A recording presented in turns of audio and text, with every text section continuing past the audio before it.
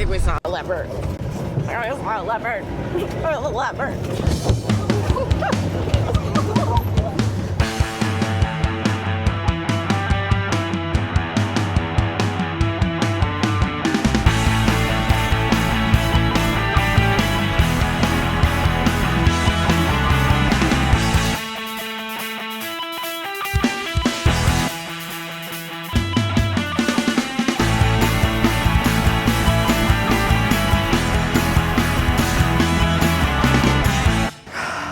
I'm gonna be real, I did not think that I was gonna make it out of yesterday so intact.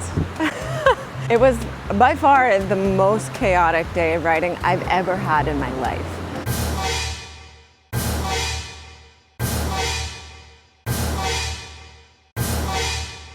It was wild. All of my things are drenched. I'm off now to find some sort of bulk paper situation to try and dry my boots out.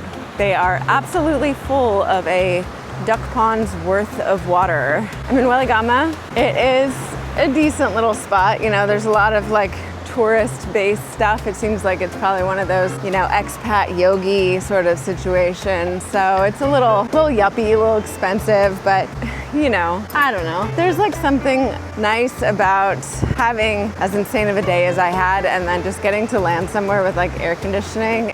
And I know that I don't always have that luxury. So in this case, I'm a little bit happy for the yuppie yogis, and that's definitely controversial, but we'll consider this my video diary for the day. Look at me being a responsible YouTuber. I had actually only decided to stay in Welligama because I had plans to meet up with a friend who was staying nearby. We had a meal together and he gave me some really amazing insights on Sri Lanka and some things I could expect. Luckily, my boots and gear dried out overnight, so I was ready to head out after 2 nights as planned.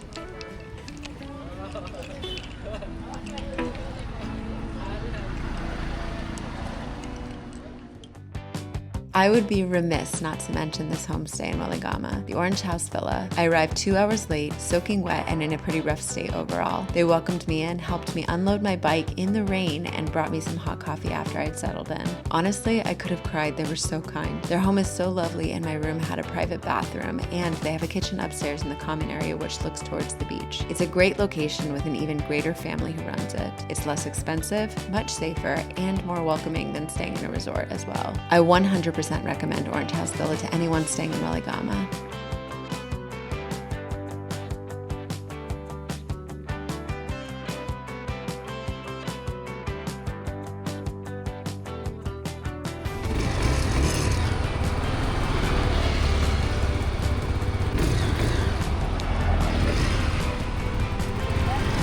Yeah, back. Yeah, thank you.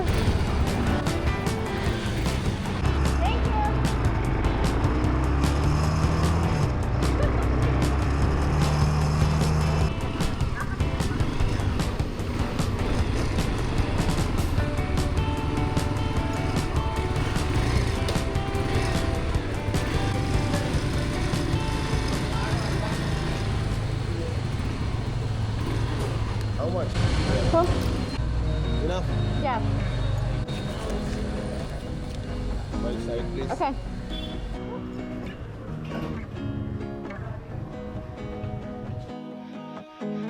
We are headed to a place that is sort of by Yala. I don't think I will be doing a safari in Yala though, because it seems very expensive and pretty like busy, jam-packed, like traffic with Jeep safaris and such. Spoiler, I did end up doing a safari in Yala and I loved it, but not for the reasons you might think, so keep watching.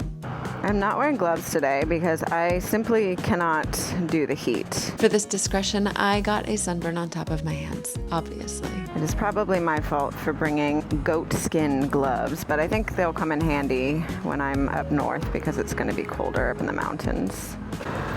3 hours, 5 minutes.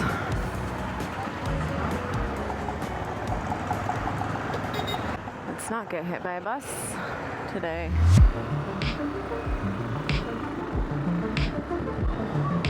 Oh, all right. It actually seems like a pretty easy route. It's mostly a straight line. I think there's one left turn followed by a soft right turn. But have the maps on anyways, just in case. And I like to see how much time I have left in the day, especially when it's hot, which it is. But my Revit jacket is for desert riding, so I'm getting lots of airflow. Really thankful for that. Ooh, here we are.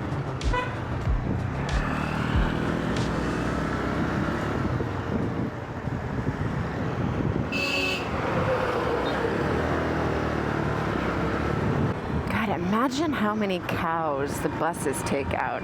If they're taking out people, they're definitely taking out cows. This is a good time to talk about the dueling buses of Sri Lanka. These things are no joke. They are by far the most dangerous thing in the entire country, and that includes elephants, which is saying a lot. The red buses are government owned and operated and are less terrifying, but still highly dysfunctional, i.e. no brake lights and massively overweight capacity while descending steep mountain passes. But the real death machines are these buses, usually blue and white, sometimes decorated to be as flashy as possible. These are privately owned and will do anything to get the maximum amount of fares. This means that they race each other to get ahead of traffic, bobbing and weaving like complete maniacs, even when there are people or vehicles in the way, to ensure that they get to every stop first.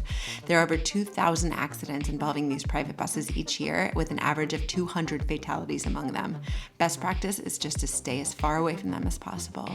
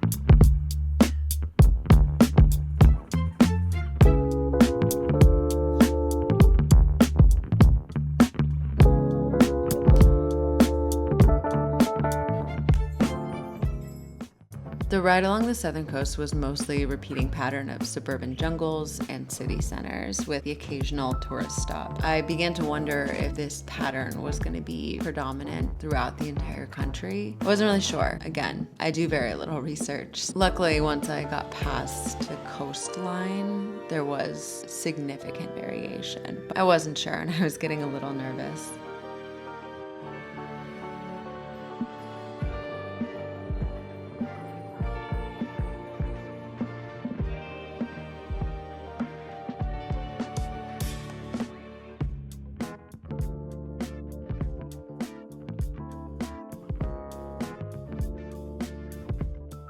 Oh, my bike just died. Shit.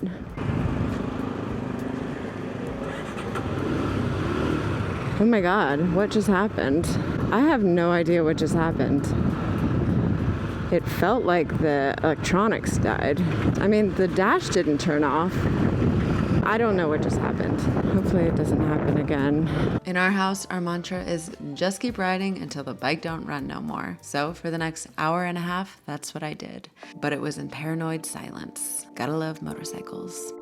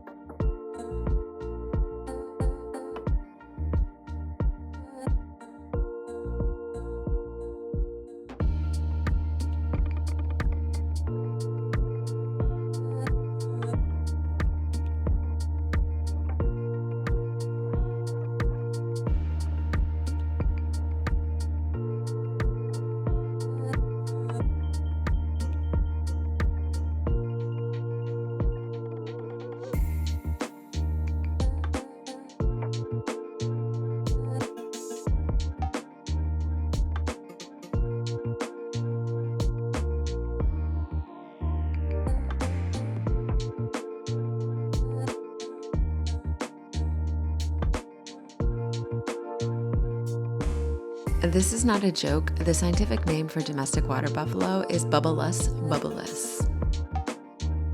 You're welcome.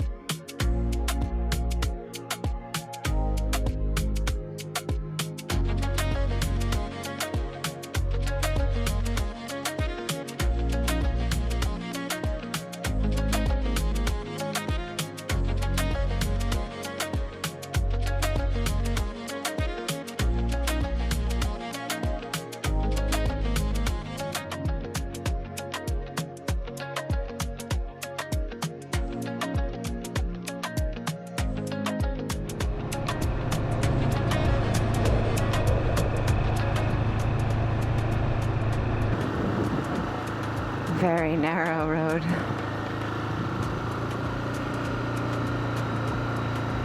Hopefully no one comes flying around.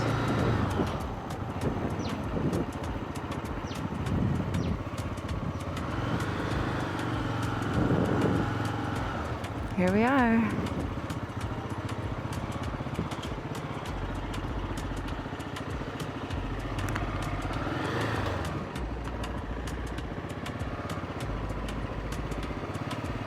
Wow, this place looks beautiful.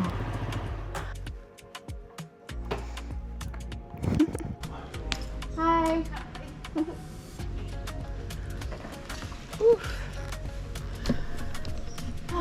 Is it okay time to check in? Okay, perfect. Welligama. Today. Woo. This place is so nice. Got here a little early, so my room's not ready yet, but that's okay. We can wait. Have some nice relaxation time. Whew. I talked to the family at the homestay for a while, and I decided to go on the safari at Yala after all. The other parks are cool, but they're quite a bit smaller, so there's less animals overall, and because they're not as popular to visit, it's harder to fill up the jeeps, which drives the price up because they have to pay for labor, fuel, and park fees. I mean, that's the only convincing I really needed, but they assured me that I was going to have a really good time at Yala. I was still jet lagged and not that interested in over-researching any further, so I decided to just go along for the ride, which began at 4 a.m. the next morning.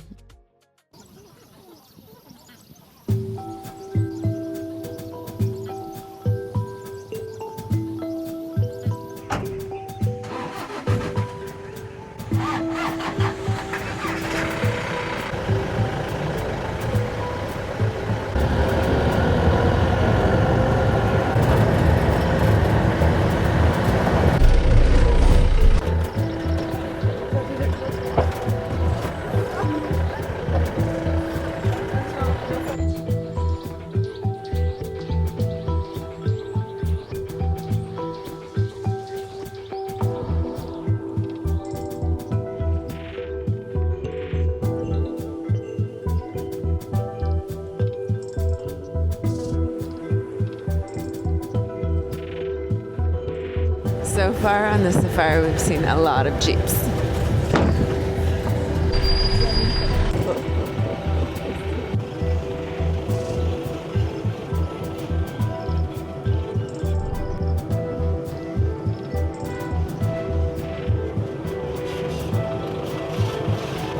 No idea what's happening. This is really such a bizarre experience because we've just been sitting here for 10 minutes, not watching or looking at anything besides other jeeps. Might take a nap. Okay, there's been a development. Apparently, this is where the leopards walk by, so we're waiting to see if we see a leopard. Maybe. I think we saw a leopard. I saw a leopard. A leopard.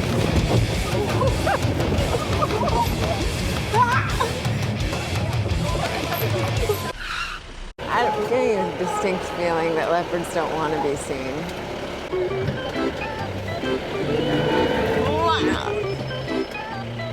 really burn that ketchup. Let's do it. Okay. Oh God. Oh God.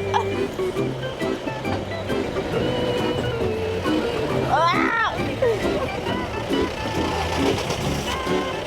Look this side, okay? Look, moving. Hey! Está pasando algo. Mr. Lama. Maybe your mobile phone pictures, okay?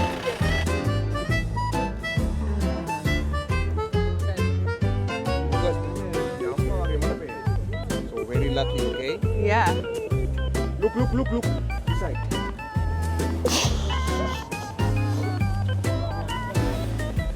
Gave us all a high five and said, "Oh my God, we saw a leopard."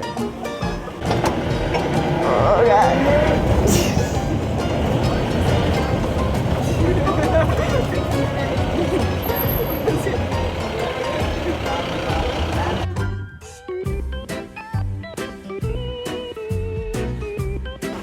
Stall the engine. Oh, there.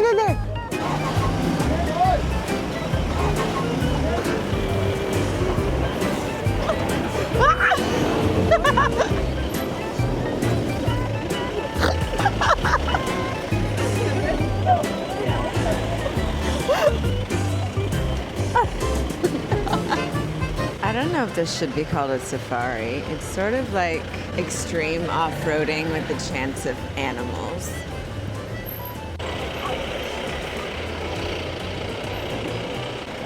I mean, these guys are nothing if not incredible drivers. This guy's going f***ing backwards.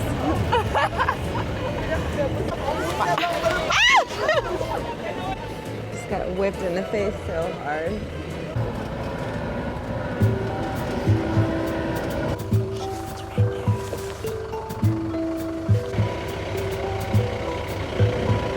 It's right here.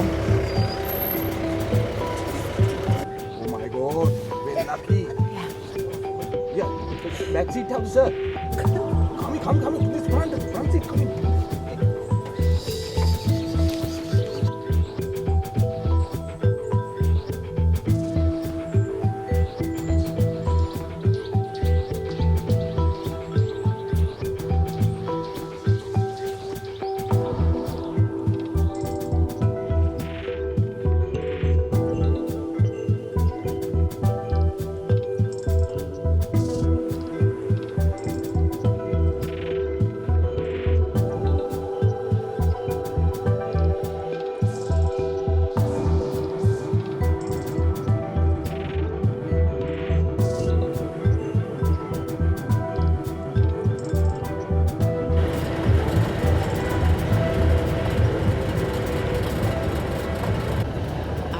Turned out to be a pretty good safari.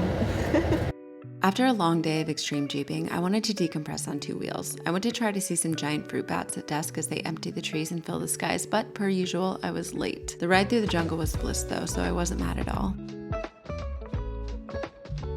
After all was said and done, and I had been all around Sri Lanka and stayed in countless accommodations, this place stayed in my top 3. The property is stunning, and it overlooks these rice paddies that are so peaceful, which obviously I was in need of. My room was spacious and comfortable, and it had a private bathroom. The food was really good, and the family who built this place is truly wonderful. Around dinner time, I asked if they would show me how to prepare jackfruit because I have some trees at my house, and they welcomed me into their kitchen. They showed me everything I needed to know, gave me tips and advice about harvesting, and it was super fun and amazing and interesting, and this place cannot be missed if you're visiting Yala. 10 out of 10, definitely recommend. I know I said I was gonna write a book in Naples, but I might just write one from here.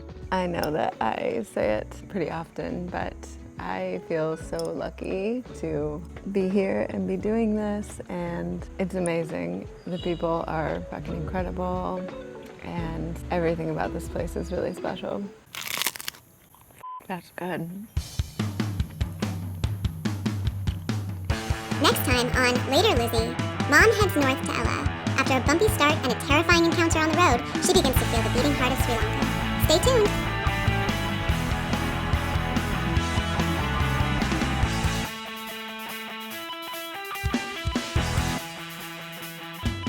Look, moving.